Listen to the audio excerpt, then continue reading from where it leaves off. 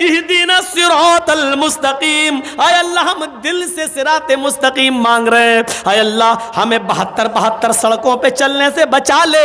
आय अल्लाह हमें हनफी शाफी मालिकी हम्बली शिया सुन्नी होने से बचा ले। आय अल्लाह जो सीधा रास्ता हो तेरा, तेरे हबीब का, तेरा तेरे नबी का, आय अल्लाह मुझे उसी सिराते मुस्तकीम पर चलने की तौफीक अता फरमा। फिरके कितने हैं? 72। अल्लाह के नबी ने कहा मेरी उम्मत में 73 होंगे। बनी इसराइल में थे 72, मेरी उम्मत में कितने होंगे? 73। लेकिन इनमें बड़े बड़े फिरके जानते हो कौन से हैं? 4, हनफी, शाफई, मालिकी, हम्बली। और आप ताज्जुब करेंगे, इब्ने माजा की रिवायत पढ़िए, अल्लाह के रसूल ने यह तो कहा कि मेरी उम्मत में 72, बनी इसराइल में 72 थे, मेरी उम्मत में 73 होंगे। लेकिन जब आपने सहाबा को समझाया तो एक सीधी लाइन खींचकर सिर्फ 4 लकीरें खींची, 2 इधर और 2 इधर। बहुत बड़ा इशारा था ये नबी अकरम का। 2 इधर खींची और 2 इधर, और इन दोनों पे लिखा एक सीधी लाइन, ये हो गई सीधी, एक इधर एक इधर, एक इधर एक इधर, ऐसे। अब कैसे बताऊं मैं आपको, समझ गए ना? जैसे हवाई जहाज होता है, सीधा ये सीधी लाइन, 2 इधर 2 इधर। इन चारों लाइन पर अल्लाह के नबी ने क्या लिखा? हाजा सबीलुश शैतान, हाजा सबीलुश शैतान, हाजा सबीलुश शैतान, हाजा सबीलुश शैतान। और सीधी जो लाइन खींची उस पर लिखा हाजा सिरातुम मुस्तकीम, ये सीधा रास्ता है, ये मेरा और मेरे साहबा का रास्ता है। ये दाएं बाएं, ये 4 सड़कें जो हमने बनाई हैं, ये सब शैतानी रास्ते हैं। मोहम्मद और मोहम्मद के साहबा का, कुरान और हदीस का एक ही रास्ता जो सीधा है, वन्ना हाजा सिराती मुस्तकीमन, और ये मेरा सीधा रास्ता है। 4 लाइनें खींचकर इशारा कर देना, ये बहुत बड़ी बात है मेरे भाइयों। मैंने पहले ही कहा था, यहां पर भी अक्लमंदों के लिए इशारा काफी है, इशारा काफी है। अक्लमंद हैं तो हमारे लिए इशारा काफी है। चलिए आगे चलिए। योगी पूरे शरीर का योग हो। अब देखिए, अल्लाहु अकबर, रुकू में गए, रीढ़ की हड्डी, कमर बिल्कुल सीधी कर लो। आप करना पड़ेगी, हम तो करते ही नहीं हैं। अल्लाहु अकबर, सुभान रब्बिल अज़ीम, सुभान रब्बिल अज़ीम, जब तक सीधी हो रही तब तक उठ गए। बाज़ हमारे उलमा ने लिखा है कि कमर इतनी सीधी हो जानी चाहिए कि अगर उसके ऊपर पानी से भरा हुआ बर्तन रखा जाए तो गिरने ना पाए, इतनी सीधी हो जाए बिल्कुल कि कोई चीज़ उस पर रखो तो गिरे नहीं। जब आप टाइट पकड़ेंगे और इस तरीके से जब रुकू करेंगे और सजदे की जगह पर आपकी नज़र होगी, नीचे नहीं, सजदा, अरे नीचे क्या झांक के देख रहा है, सजदे की जगह पर होनी चाहिए निगाह, तो आपकी कमर बिल्कुल सीधी हो जाएगी। डॉक्टर मोरिस बुकाए, बहुत बड़े डॉक्टर गुजरे हैं अमेरिका के अंदर, इन्होंने लिखा अपनी किताब के अंदर, मुहम्मदुर रसूलुल्लाह ने जो रुकू बताया है, मुसलमान 5 वक्त नमाज पढ़ता है, अगर वैसा रुकू करने लगे जैसा मोहम्मद सल्लल्लाहु अलैहि वसल्लम ने बताया है तो इस आदमी को कभी रीढ़ की हड्डी के दर्द और रीढ़ की हड्डी के कैंसर की बीमारी नहीं हो सकती। इतना बड़ा इलाज बता दिया अल्लाह के रसूल ने, लेकिन आज हो रही है बीमारी। इसका मतलब यह कि हमारे रुकू और सजदे सही नहीं है। समी अल्लाहु लिमन हमिदा, अल्लाहु अकबर कहकर जब आप सजदे में जा रहे हैं तो आपके दोनों पैरों की उंगलियां मुड़ी हुई होनी चाहिए, आपके दोनों पैर मिले हुए होना चाहिए। जब उंगलियां आपकी मुड़ी हुई होंगी तो उंगलियों से जो नस, जो रगें खिंचेंगी वो आपके दिमाग तक जा रही हैं, पूरे जिस्म की एक्सरसाइज। और जब आप सजदे में जाते हैं, इसीलिए सजदे को लंबा करने का हुक्म है। मेरा बंदा मेरे सबसे ज़्यादा करीब तब होता है जब वो सजदे में होता है। लोग सजदा ज़्यादा लंबा करते हैं। अल्लाह के रसूल सल्लल्लाहु अलैहि वसल्लम सजदा इतना लंबा किया करते थे कि हज़रत आयशा कहती हैं, जब रात की तारीकी में आप तहज्जुद में होते, सजदा करते, तो मुझे ऐसा लगता कि अल्लाह के रसूल सजदे में इंतकाल कर गए, उठेंगे ही नहीं। शायद अब आपको झंझोड़ना पड़ेगा, कहीं ऐसा तो नहीं कि अल्लाह के नबी का इंतकाल हो गया। इतना लंबा सजदा। और जब आदमी सजदे में जाता तो डॉक्टर मोरिस बुकाए कहते हैं, इंसान के जिस्म का पूरा खून उसके उसकी रगों में, दिमाग की हर एक नस तक, हर एक रग तक पहुंच जाता है, जिससे उसको ब्रेन हेमरेज की बीमारी नहीं होती है और उसका दिमाग नॉर्मल रहता है, उसको ब्लड प्रेशर की बीमारी नहीं होती है, उसको टेंशन ज़्यादा नहीं होते, इसलिए कि खून दिमाग में जितना पहुंचना चाहिए वो सजदे ही की हालत में पहुंचता है। मेरे भाइयों, ये नमाज पूरी एक मेडिकल साइंस से भरी हुई है। हमने एक बाबा रामदेव का एक योग देख रहा था मैं, योग, उसमें बाबा रामदेव ने बाकायदा इस बात का इकरार किया। मैं टीवी यूट्यूब चैनल लोगों के सामने बोल रहा हूँ, रिकॉर्ड हो रहा है। बाबा रामदेव ने इस बात का इकरार किया था कि नमाज से बड़ा योग कोई है ही नहीं, नमाज सबसे बड़ा योग है। अगर कोई नमाज पढ़ने लगे तो उसको इस योग की ज़रूरत ही नहीं जो हम सिखा रहे हैं।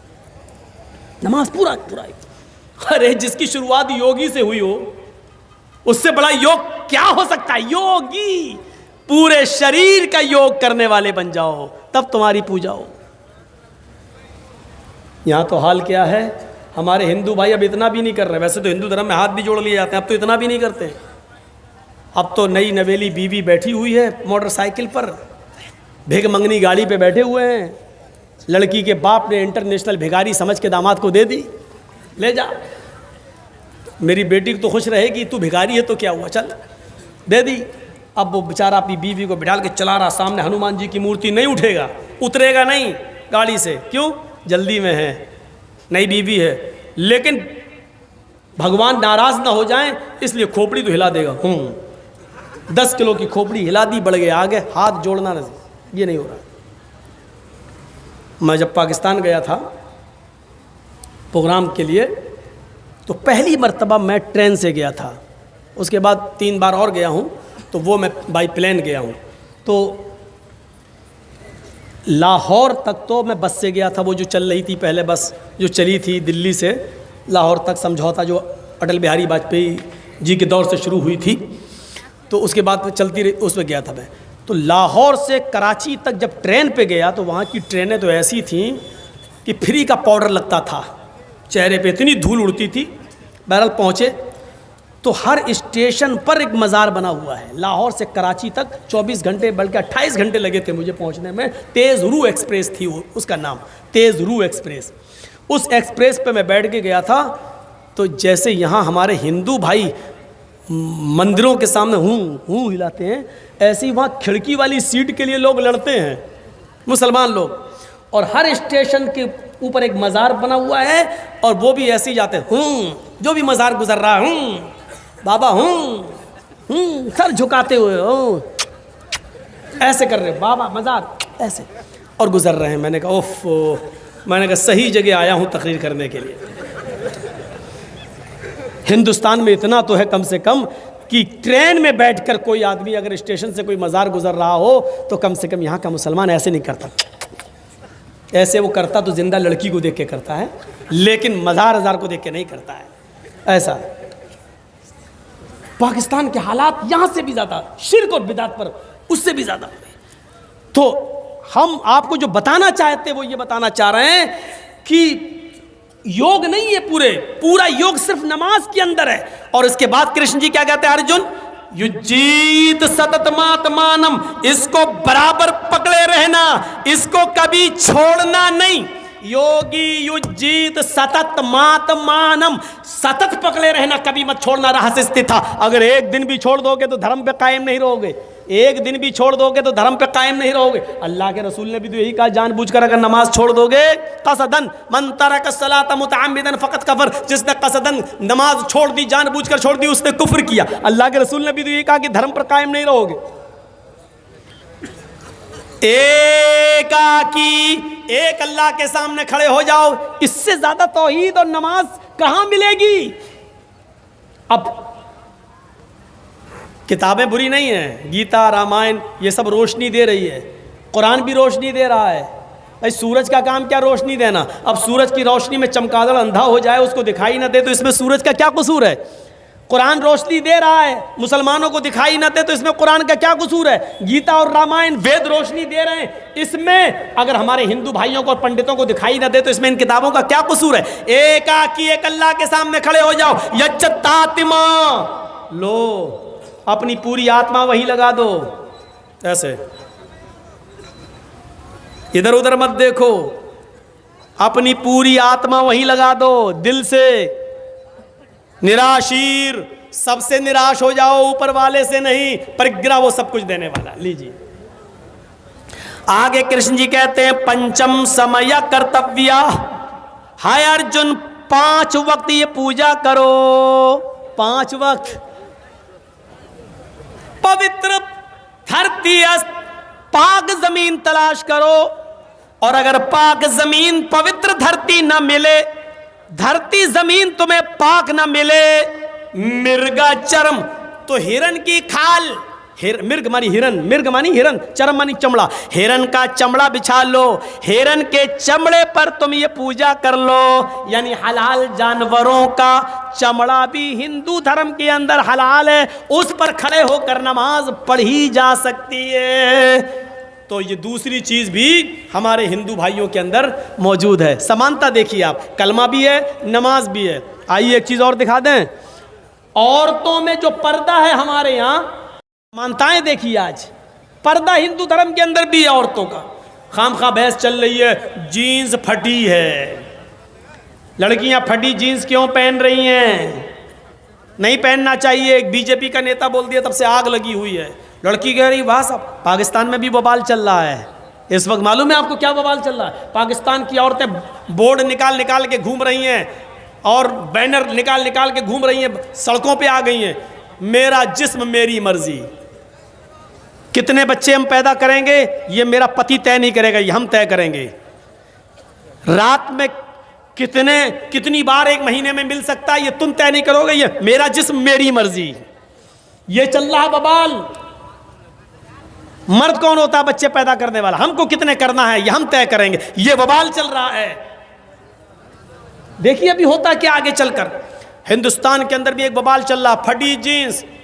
बोलो नहीं, अगर किसी लड़की को अपनी बेटी समझकर इतना कह दो कि बेटा बेटी तुम हमारी बेटी जैसी हो, ये तुम फटी हुई जीन्स नहीं पहना करो बेटा, अपने घर में नहीं हो बाहर हो, कुत्तों की नज़र हड्डी पे पड़ती है बेटा, ये मत दिखाया करो, इतना कह दो तो बवाल हो जाएगा। लो साहब, अरे मैं जो पहन रही वो सही है, तुम्हारी खोपड़ी गलत है, तुम्हारी सोच गलत है। कलिया चक का इलाका था, एक मीडिया वाली चली आई मेरे पास, मुंह में माइक घुसर के पूछ रही है सानिया मिर्जा के बारे में आपका क्या ख्याल है। मैंने कहा किसी का नाम लेके हमसे मत पूछिए, आप नाम क्यों ले रही हो? कहा नहीं नहीं नहीं आप ये बता। मैंने कहा इस्लाम में पर्दा है। कहा कि वो स्कर्ट पहन के खेलती है, घुटने से ऊपर कपड़ा, तो आपको क्या प्रॉब्लम है? मैंने कहा मैंने तो कोई प्रॉब्लम नहीं बताई है। भारत में बहुत से लोग नंगे घूमते हैं, जैनी बाबा वगैरह, हमने तो आपत्ति नहीं जताई है। सबको अपने धर्म पर अमल करने का अधिकार है। मैं तो मुसलमानों के लिए ये फतवा देता हूं कि कोई भी मुसलमान औरत बेपर्दा नहीं घूम सकती है। इस्लाम में पर्दा है, बस जिसका दिल चाहे करे, जिसका दिल चाहता नहीं करता ना करे, हमें उससे क्या मतलब। सानिया मिर्जा अगर स्कर्ट पहन के खेलती है तो आपको क्या आपत्ति है? किसी की भी माँ बहन बेटी अगर, उसने तो बहुत बुरा जुमला इस्तेमाल किया चड्डी का, अगर वो चड्डी पहन के पैंटी पहन के घूम रही है तो आपको क्या एतराज़ है? मैंने कहा मैडम आप नंगी होके घूमिए, मुझे फिर भी एतराज़ नहीं है।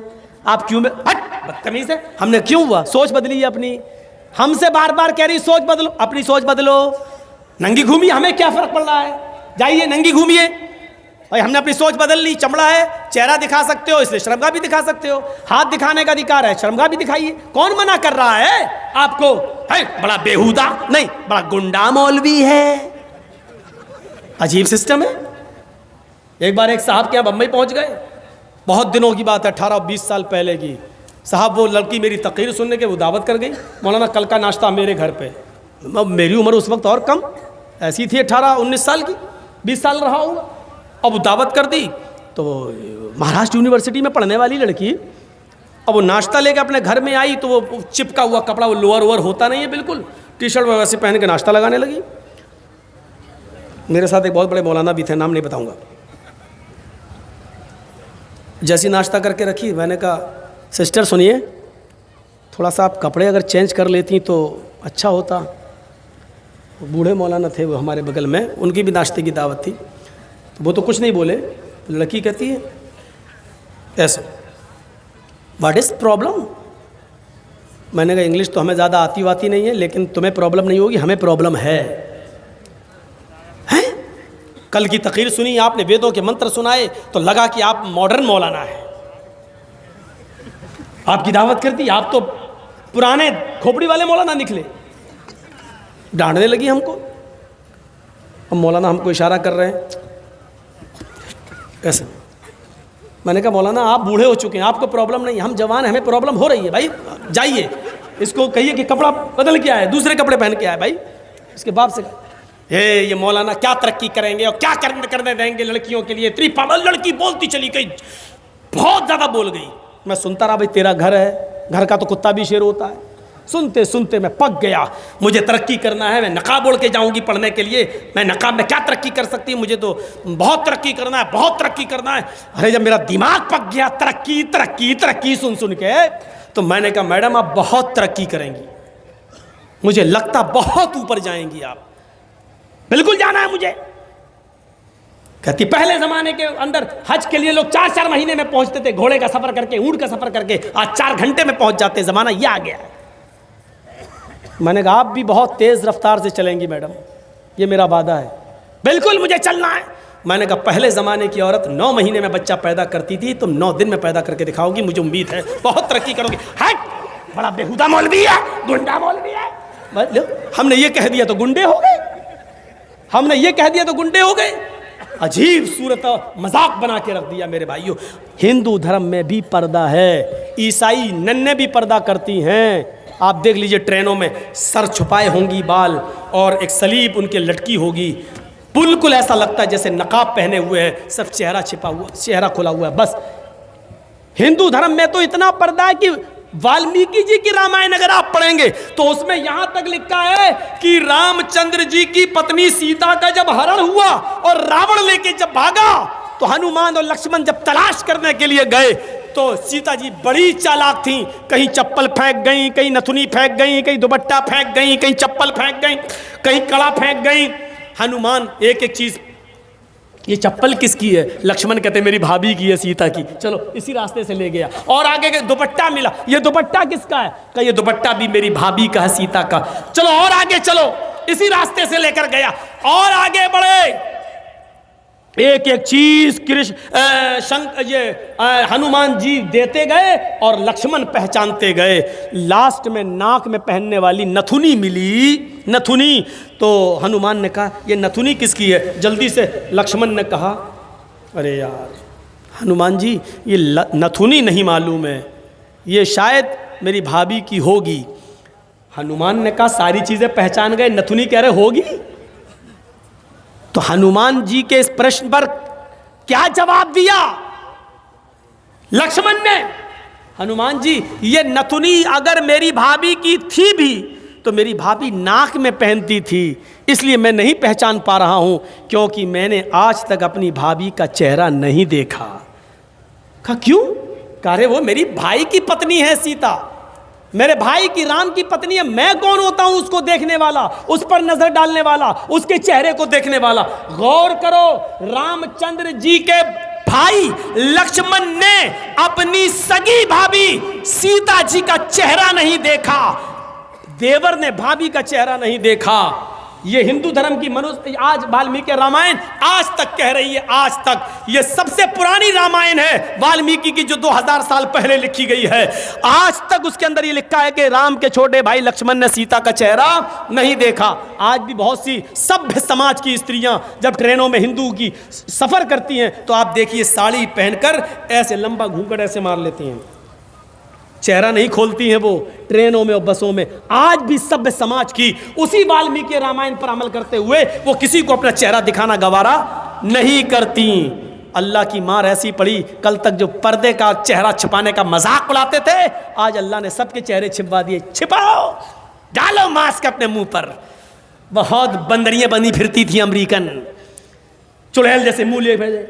ये खूबसूरत होती थोड़ी है आपको जैसा लगता है। अगर बारिश हो जाए ना सड़क पर बाजारों में तो इनका सारा क्रीम और पाउडर धुल जाएगा, इनकी औलाद इनको नहीं पहचान पाएगी कि मेरी अम्मा कहाँ गई। आप जिनके पीछा कर रहे हैं, ये तो लिपस्टिक और क्रीम और पाउडर से लगती है 60 साल। आपको यकीन बता, मेरे इलाके का वाकया बता रहा हूँ मैं आपको। 60 साल की बुढ़िया ने पहन लिया बुर्का, और खूबसूरत बुर्का, डिस्को बुर्का, फूल उल चढ़े हुए। अब 60 साल की बुढ़ी बेचारी चल रही है, बुर्का देखकर एक नौजवान उसका पीछा करने लगा। इतना खूबसूरत बुर्का था वो, नौजवान उसका पीछा करने लगा, चलने लगा। इसने पीछे मुड़ के देखा, कोई लड़का मेरा पीछा कर रहा है, और लड़का ये समझा कि धीरे धीरे चल रही है, शायद मेरी वजह से लाइन दे रही है। वो अपने बुढ़ापे की वजह से धीरे धीरे चल रही थी, कमजोरी की वजह से। लड़का समझा लाइन दे रही है। थोड़ी देर के बाद जब ये आगे पहुंचा, लड़का और औरत, वो बुढ़िया समझ गई कि ये कमीना मेरे पीछा कर रहा है, तो उसने नकाब खोल दिया। खूबसूरत नकाब, बूढ़े लगे, नकाब खोल के कहती, बेटा मेरा पीछा क्यों कर रहा है, मैं तो तेरी अम्मा की उम्र की हूँ। कम बखत 2 घंटे की मेरी मेहनत बेकार कर दी बुढ़ी ने, हमें क्या मालूम खोदा पहाड़ निकली चुईया।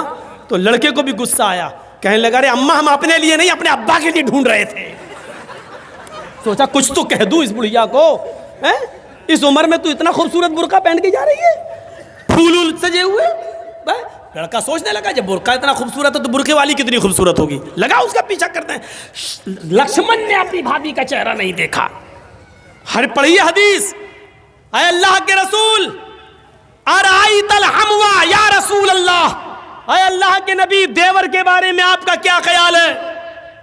क्या मैं देवर से पर्दा करूं? एक ही घर में होते हैं, देवर और जेठ का आना जाना रहता है, हमारे अपने रिश्तेदारों का आना जाना रहता है। आय अल्लाह के नबी, क्या मैं देवर से भी पर्दा करूं? अल्लाह के नबी का जवाब ये था, हाँ, दूसरों से पर्दे में कुछ कमी हो जाए तो चलेगा, दूसरों से पर्दे में कोई कमी हो जाए तो चलेगी, लेकिन देवर से पर्दे में कमी नहीं होनी चाहिए। अलहमुल मौत, देवर तो भाभी के लिए मौत है, देवर तो भाभी के लिए मौत है। जिस देवर से सबसे ज्यादा पर्दा है, आज हमारी औरतें, हमारी माँ बहनें देवर से ही सबसे ज्यादा खुली होती हैं। जो मजाक शौहर से भी नहीं करती, वो देवर से कर लेती हैं। और एक हम हैं, भाभी को घर पहुंचा दो, अपने छोटे भाई को कह रहे हैं भाभी को घर पहुंचा दो। और ऐसे ही ससुराल में हमारा हाल है। ससुर कह रहा है, बेटा अपनी साली को जरा स्कूल छोड़े आओ। मामले दोनों तरफ से गड़बड़ हैं। हमने अपने भाई पर इतना भरोसा कर लिया। सऊदी अरब का वाकया सुने हो ना, जद्दा वाला। एक औरत बेचारी दर्द से कराह रही थी, दर्द से, और जद्दा के टैक्सी ड्राइवर बेचारा, उसको कोई कस्टमर नहीं मिला, तो वो रुमाल मुंह पे डाल के लेटा हुआ था। जल्दी से औरत आई उसके पास, देखिए मुझे दर्द ज़े हो रहा है, बच्चे की पैदाइश की तकलीफ, ज़रा कोई करीब के हॉस्पिटल में लेके चलो, मुझे जल्दी से इलाज के लिए जाना है। ड्राइवर ने देखा, टैक्सी ड्राइवर ने, उसने कहा भाई औरत परेशान है, पेट बड़ा। उसने जल्दी से टैक्सी खोली, आओ बहन बैठो। उसने जल्दी से बिठाया और चल दिया, जद्दा के हॉस्पिटल में लेके पहुँचा। और उसमें एंट्री होती है, तुम लेके आए हो? हाँ, लिख दिया। अब ये बैठा है कि जल्दी से वो चेकअप करा के आए, तब हमें पैसा दे। जितना हुआ मेरे रियाल, उधर पता चला साहब उसको एडमिट कर लिया गया है, अभी वो 2-3 दिन रहेगी, आप उसके साथ आए हैं? इसने कहा जी। कहा ठीक है, उसको एडमिट कर लिया गया है। और उसने सोचा कि चलो अब हम चलें, 1-2 दिन के बाद आऊँगा, देख लूँगा अगर बच्चा अच्छा पैदा, अभी इतनी जल्दी छुट्टी थोड़ी हो जाएगी, डिलीवरी का मामला है, जब गुजरूँगा तब ले लूँगा पैसा। ऐसा वो चला गया। ये घर में जैसे ही लेटा, इशा के बाद सोया, फजर की नमाज जमात के साथ पढ़ने जाता था और फजर के बाद टैक्सी चलाता था। फजर की नमाज पढ़ के जैसे ही घर आया, इसकी बीवी ब्रेड और आमलेट बना के लाई। टेलीफोन की घंटी बजने लगी इसके घर पर, क्योंकि जब रजिस्टर पे जब इसने औरत को छोड़ा तो अपने घर का मोबाइल फ़ोन और नंबर सब लिख दिया था। फ़ोन फलां बोल रहे हो? जी। भोपाल के रहने वाले थे ये लोग, टैक्सी चलाते थे 20 साल से सऊदी अरब में, जद्दा में। अच्छा, तुम यहाँ अपने घर पे आराम कर रहे हो? का क्या हुआ? अरे कल तुम अपनी बीवी को हॉस्पिटल में छोड़ के गए हो ना, बच्चा हुआ है लड़का, आओ और अपनी बीवी को लेके जाओ यहां से। कहता है ए डॉक्टर, दिमाग तुम्हारा ठीक है? बीवी? अच्छा हुआ ये फोन मैंने उठाया, कहीं मेरी बीवी ने उठाया हुआ होता तो कयामत आज ही आ गई होती। कहा आ रहे हो या मैं पुलिस भेजूं तुम्हारे घर? जिस औरत को यहाँ एडमिट कराने आए हो उसने कहा वही मेरा शौहर था जो यहाँ छोड़ के गया है। मैं आ रहा हूँ, तेरा सत्यानाश जाए चुड़ैल डाइन। उसने टैक्सी चलाई और धर से चलाता हुआ चला गया। कहने लगा ए क्या बदतमीजी है? उसने कहा तुम मुझे छोड़ के चले गए, तुम्हें शर्म नहीं आई? मैं कितनी परेशान रोना शुरू कर दिया। औरत के आंसुओं में भी बड़ी ताकत होती है। वो कहने लगा ये क्या बदतमीजी है? डॉक्टर साहब ये मेरी बीवी नहीं है। डॉक्टर साहब नोक झोंक तो सब घरों में हो जाती है, थोड़ी सी लड़ाई हो गई, हमें यहाँ छोड़ के चला गया। नहीं मैं ये बेटा अरे मेरा नहीं है। चलो अपने घर के झगड़े अपने घर में खत्म करो, चलो। उसने कहा ऐसा है चेकअप कर लो। चेकअप कहा डीएनए टेस्ट करे। ये लड़का आदमी तैयार, कहने लगा ठीक है मैं डीएनए टेस्ट करूंगा। मामला इतना बढ़ गया कि डीएनए टेस्ट की नौबत आ गई। जब इसका ब्लड निकाला जाने लगा और लड़के का ब्लड, तब औरत क्या कहती है डॉक्टर साहब डीएनए टेस्ट कर लीजिए, लेकिन मशीन कभी कभी गलत रिपोर्ट भी दे देती है। अभी आदमी चिल्लाते हुए कहता चुप, गलत रिपोर्ट दे देती है। अभी पता चलता है 2 घंटे के बाद 3 घंटे बाद जब रिपोर्ट आएगी, या 2 दिन 3 दिन के बाद, तब पता चलेगा। डॉक्टर साहब इसको यहीं रखिए, 2 दिन के बाद रिपोर्ट आएगी, मैं यहाँ हूँ। 2 दिन के बाद गया, डॉक्टर साहब क्या आया? डॉक्टर साहब ने कहा बिल्कुल गलत, ये तुम्हारा बेटा है ही नहीं, जाओ। वो औरत पैर पे गिर गई। डॉक्टर साहब मैंने कहा था ना कि मशीन की रिपोर्ट कभी कभी गलत आ सकती है। आई, अल्लाह की कसम यही मेरा पति है, यही मेरा हस्बैंड है, यही मेरा आदमी है। डॉक्टर कहता है औरत नकले मत दिखा, चल। ये तो इसका बेटा है ही नहीं, साफ साफ रिपोर्ट में आ गया ये बेटा किसी और का है, इसका नहीं है। वो कहने खूब रोई। डॉक्टर कहता मेरी बहन मैं तुम्हें कैसे बताऊं, इस आदमी की रिपोर्ट इतनी डेंजर है। इस आदमी की रिपोर्ट में तो ये आया है कि ये जिंदगी में कभी बाप बन ही नहीं सकता। तुम कह रही हो कि इसका बेटा ये तो बाप बनने के लायक नहीं है। अब इस आदमी का दिमाग खराब। क्या कह रहे हो डॉक्टर? कहा तुम बाप नहीं बन सकते हो। भाई सॉरी, रिपोर्ट में हे डॉक्टर मेरे 6 बच्चे हैं, तू कह रहा बाप नहीं बन सकते? डॉक्टर बड़ा परेशान। डॉक्टर कहता है ऐसा केस मेरी जिंदगी में पहली बार आया है। अब औरत कहती देखो मैंने कहा था ना कि रिपोर्ट कभी कभी गलत हो जाती है। यह आदमी बोला चुप, यह रिपोर्ट तो सही है कि यह बच्चा मेरा नहीं है, लेकिन यह रिपोर्ट गलत है कि मैं बाप नहीं बन सकता। दोबारा करो। डॉक्टर ने फाइल फेंकी, भाग, मेरा दिमाग खराब करके रख दिया तुम लोगों ने, जा यहाँ से, जाइए बेटा तुम्हारा नहीं है, जा पता लगा। अब वो फाइल उठाई और टैक्सी में रखा और चलने लगा। बाप नहीं बन सकता, बड़बड़ाता हुआ जा रहा है। फिर सोचता है जमील साहब अगर ये रिपोर्ट सही है तो पता लगाओ ये खेत कौन जोत रहा है, ये बच्चे हैं किसके। सीधे घर में घुसा, टैक्सी लेके आया, मारी दरवाजे पे लात। बीवी कहती इतने गुस्से में दरवाजा खोला, उठाई चप्पल अपने पैर की 15-20 पहले मार दी। तुम तो रोज इज्जत करते थे, आज क्या हो गया तुम्हें? कस्टमर नहीं मिले, पैसेंजर नहीं मिले तो उसका गुस्सा मेरे ऊपर क्यों उतार रहे हो? कस्टमर का गुस्सा नहीं उतार रहा हूं, पहले ये बता कि ये 6 बच्चे किसके हैं। औरत कहती है आपको क्या हो गया? पूरी जिंदगी अमानतदारी के साथ में चली आपके साथ और आपने कभी हाथ नहीं उठाया, और आज कहते बच्चे किसके? फिर बता रही कि नहीं बता रही? तेरा झूठ छुप नहीं सकता, पता चल चुका है मुझे। ये मेरी रिपोर्ट कहती है कि मैं बाप नहीं बन सकता, ये बता कि बच्चे किसके। तो मारो नहीं, मैं बता रही हूँ। कहा क्या? कहा गुस्सा ठंडा करो पहले। कहा वो तो हो ही जाएगा, पहले बता। कहा कि आप का भाई भी रहता है ना यहाँ, आप रात में टैक्सी चलाते हैं, दिन में वो रात में चलाता है। मतलब आप जब दिन में टैक्सी चलाते हैं तो वो रात में टैक्सी चलाकर घर में आ जाता है, फिर वो दिन भर घर में रहता है, और जब आप रात में घर पे आते हैं सोने के लिए तो वो रात में टैक्सी चलाने के लिए चला जाता है। आपकी ड्यूटी दिन की है, उसकी रात की है। मेरे शौहर गुस्सा मत होइए, ये बच्चे उसी के हैं, क्योंकि मुझे उम्मीद थी कि तुम बाप नहीं बन पाओगे। कहा कि अभी यहाँ तेरा क्या, यहाँ तो सीधे गर्दन कटेगी तेरी। कत्ल। उसने उसी वक्त टिकट बनवाए और वापस भोपाल में आया और अपनी बीवी को तलाक दिया और इद्दत गुजारने के बाद कहा, छोटे भाई